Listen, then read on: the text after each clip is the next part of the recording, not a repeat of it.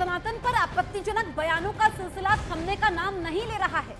उदयनिधि स्टालिन ने विवादास्पद बयान दिया और अब डीएमके सांसद ए राजा का भी बयान सामने आ चुका है। सनातन पर ए राजा ने भी विवादास्पद बयान दिया है। ए राजा ने सनातन की तुलना HIV से की है। ए राजा ने सनातन की तुलना कुष्ठ रोग से कर डाली, यानी ये जो बयानों का सिलसिला है वो थम नहीं रहा। माफी मांगनी तो दूर की बात है। ए राजा ने सनातन धर्म को कुष्ठ रोग बताया है। एक बार फिर से ये विवादित बयान दिया गया है।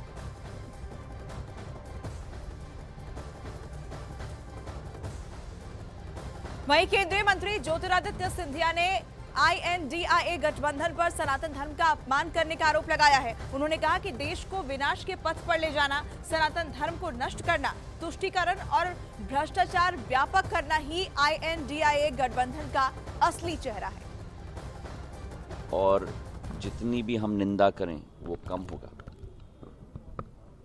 उनका कहना है कि सनातन धर्म का विनाश होना चाहिए, सनातन धर्म पूर्ण रूप से नष्ट हो जाना चाहिए। यही है इंडिया गठबंधन का असली चेहरा, जो मध्य प्रदेश की जनता और देश की जनता के समक्ष मैं रखना चाहता हूं। ये एक गुट 28 दलों की देश को विनाश के पथ पे ले जाने के लिए, सनातन धर्म को नष्ट करने के लिए, भ्रष्टाचार व्यापक करने के लिए, तुष्टीकरण व्यापक करने के लिए, यही इनका असली चेहरा है। सनातन पर जारी सियासी महाभारत के बीच एक के बाद एक विवादास्पद बयान सामने आ रहे हैं। इसी बीच RJD नेता जगदानंद सिंह का भी बयान सामने आया है। उन्होंने कहा कि देश को फिर से गुलाम बनाने की साजिश रची जा रही है। कि भारत गुलाम किसके समय में हुआ, किनके समय में भारत गुलाम हुआ? क्या गरीबों का उस समय कोई पूछने, गरीबों को पूछने वाला था? अब टीका लगा के घूमने वाले ने भारत को गुलाम बनवाया था। और फिर कैसे भारत गुलाम हो जाए, रास्ते पर ले जाने का प्रयास कर रहा है निर्माण। राजस्थान बीजेपी के अध्यक्ष CP जोशी ने कहा कि सनातन धर्म का डंका पूरी दुनिया में बज रहा है और इसे कोई खत्म नहीं कर सकता। सनातन धर्म को मिटाने वाले मिट जाएंगे। अकबर भी, औरंगजेब भी, गजनवी भी, अलाउद्दीन खिलजी, ऐसे कई आए और चले गए, लेकिन यहाँ के लोगों ने, यहाँ की जनता ने, यहाँ के वीरों और शूरवीरों ने सनातन धर्म को कभी खत्म नहीं होने दिया। और यही हमारा आधार है। आज सनातन धर्म तो पूरी दुनिया में डंका बजा रहा है। आप क्यों सनातन के पीछे पड़े हो? सनातन को कोई न तो खत्म कर पाया है, न वो जीवन में कभी कर पाएगा। तमिलनाडु के मुख्यमंत्री के बेटे उदयनिधि स्टालिन के बयान पर समाजवादी पार्टी के सांसद ST हसन ने पलटवार किया है। उन्होंने उदयनिधि स्टालिन को किसी भी धर्म के बारे में टिप्पणी न करने की नसीहत दी है। तो ST हसन ने उदयनिधि स्टालिन को सलाह दी है और ये कहा कि किसी भी धर्म के बारे में टिप्पणी न करें, क्योंकि उदयनिधि स्टालिन, जो कि तमिलनाडु के मुख्यमंत्री MK स्टालिन के बेटे हैं, अपने बयान पर कायम है। उन्होंने कहा कि वो माफी नहीं मांगेंगे।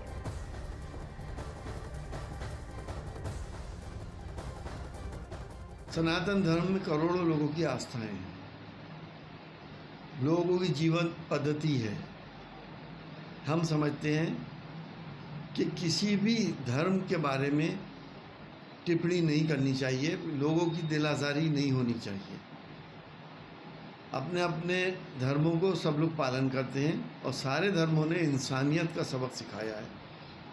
तो हम तो यही समझते हैं कि ये गलत है, ऐसा हमारे देश में नहीं होना चाहिए। वहीं केंद्रीय मंत्री प्रहलाद पटेल ने कहा कि देश में संविधान और सनातन दोनों को कमजोर करने की कोशिश की जा रही है और जो लोग ऐसा कर रहे हैं उन्हें सजा मिलनी चाहिए। मुगल आकर चले गए, उन्हें दमन के साथ भी वो सनातन को नष्ट नहीं कर सके।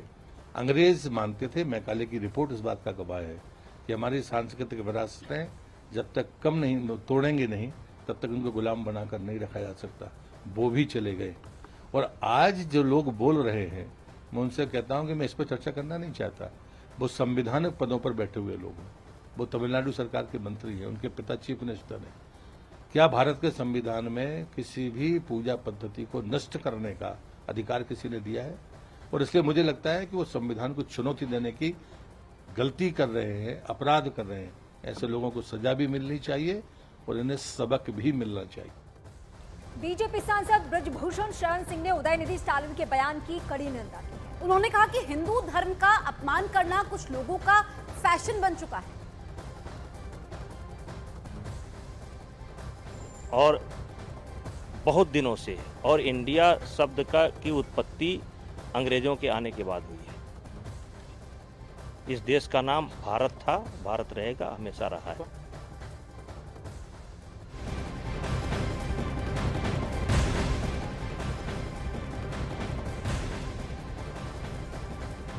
सनातन पर जारी घमासान पर बीजेपी नेता गिरिराज सिंह का बयान भी सामने आया है। गिरिराज सिंह ने कहा कि लोग सनातन धर्म की परीक्षा ले रहे हैं। उन्होंने कहा कि सनातन धर्म को जाने बिना लोग बयानबाजी कर रहे हैं। तो सनातन पर गिरिराज सिंह का बयान भी सामने आया। उन्होंने कहा कि लोग सनातन की परीक्षा ले रहे हैं, सनातन की यहां पर परीक्षा ले जा रही है, बिना कुछ जाने ही लोग इसे लेकर बयानबाजी कर रहे हैं। सनातन की सहिष्णुता ही सनातन का सबसे बड़ा पूंजी है और सनातन की परीक्षा लोग ले रहे हैं और सनातन की परीक्षा ना लें।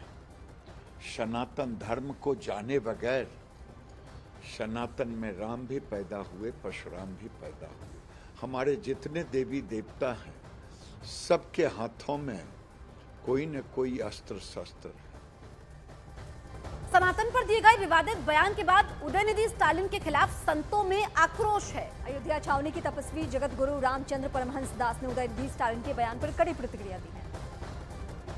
तो व्यक्ति सनातन धर्म को समाप्त करने की बात कर रहा था, वो इतना डर गया क्योंकि बाप उसका मुख्यमंत्री और बेटा समाज कल्याण मंत्री, वहां केस तो उसके ऊपर बनता है। अगर वो इस तरह का बयान न दिया होता तो फिर उसके पहले तो हम लोगों की कोई प्रतिक्रिया नहीं थी, लेकिन जब उसने सनातन धर्म को समाप्त करने की बात कहा तो सनातन धर्म तो तब समाप्त होगा ना जब सनातन धर्म को मानने वाले समाप्त हो, उसको मारा जाए। तो सनातन धर्म को मानने वाले 80% भारत में हैं, लगभग 120 करोड़ हैं। 120 करोड़ लोगों की हत्या करने का बयान समाज कल्याण मंत्री उदयनिधि स्टालिन ने दिया। उसके विरोध में मैंने कहा। शिवसेना उद्धव गुट के सांसद संजय राउत ने उदयनिधि स्टालिन के बयान से किनारा करते हुए उदयनिधि को ऐसे बयानों से बचने की सलाह दी है। दयानिधि स्टालिन साहब जो है मंत्री है और उनका बयान का कोई समर्थन नहीं करेगा। इस प्रकार के जो बयान है उससे बचना चाहिए। हम इंडिया के घटक दल है सब। ये आपकी राय हो सकती है, ये डीएमके की राय हो सकती है, द्रविड़ संस्कृति की राय हो सकती है, लेकिन इस देश में लगभग 90 करोड़ हिंदू रहते हैं, उनकी आस्था है। मुसलमान रहते हैं, पारसी है, जैन है, लिंगायत समाज के लोग हैं, सभी का अपने अपने आस्था होती है। आप उनके आस्था को ठेस नहीं पहुंचा सकते।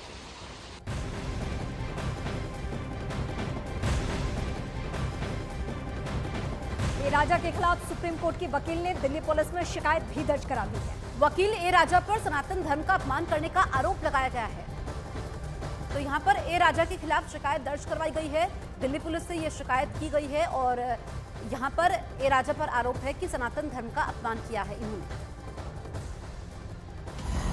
भारत होना यानी भारत के स्वभाव को स्वीकार करना। It is Bharat. It is there in the constitution. Please, I would invite everybody to read it. Bharat तो भारत है, पहले भी था, है और भारत ही रहेगा। भारत ही नाम है, इसमें किसी को तकलीफ नहीं होना चाहिए।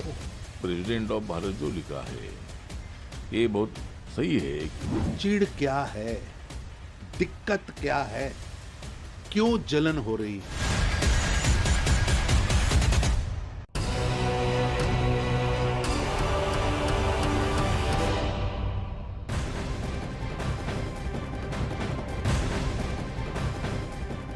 राष्ट्रीय स्वयंसेवक संघ के सरसंघचालक मोहन भागवत ने एक बार फिर से अखंड भारत की बात की है।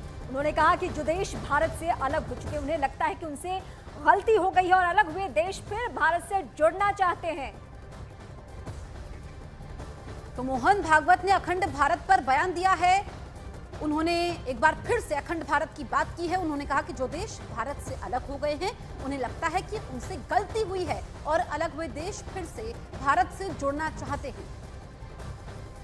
जो भारत से अलग हुए उनको लगता है कि वो गलती हो गई, हमको फिर से भारत होना चाहिए, लेकिन वो मानते हैं कि भारत होना यानी नक्शे की रेखाएं पोंछ डालना। ऐसा नहीं है, केवल उससे नहीं होगा। भारत होना यानी भारत के स्वभाव को स्वीकार करना। वो स्वभाव मंजूर नहीं था, इसलिए भारत का विखंडन हुआ है। वो स्वभाव जब आ जाएगा तब कुछ बदलना नहीं पड़ेगा, सारा भारत एक हो जाएगा। इंडिया वर्सेस भारत को लेकर देश में सियासी घमासान मचा हुआ है। इस पर बहस की शुरुआत राष्ट्रपति भवन से आए एक निमंत्रण पत्र से हुई, जिसमें द प्रेसिडेंट ऑफ भारत लिखा था। वहीं प्रधानमंत्री के इंडोनेशिया दौरे के प्रेस नोट में the prime minister of Bharat लिखा होने से इस मामले ने और तूल पकड़ा और अब इस मुद्दे पर देश में एक नई बहस छिड़ चुकी है।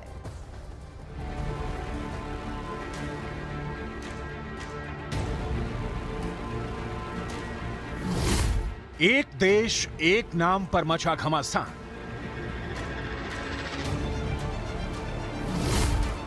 भारत नाम से विपक्ष हो रहा परेशान।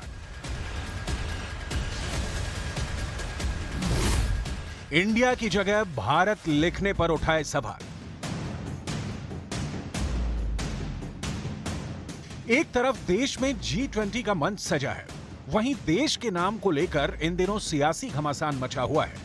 पहले G20 के डिनर आमंत्रण पर द प्रेसिडेंट ऑफ भारत लिखा जाना और फिर प्रधानमंत्री के इंडोनेशिया दौरे के नोट पर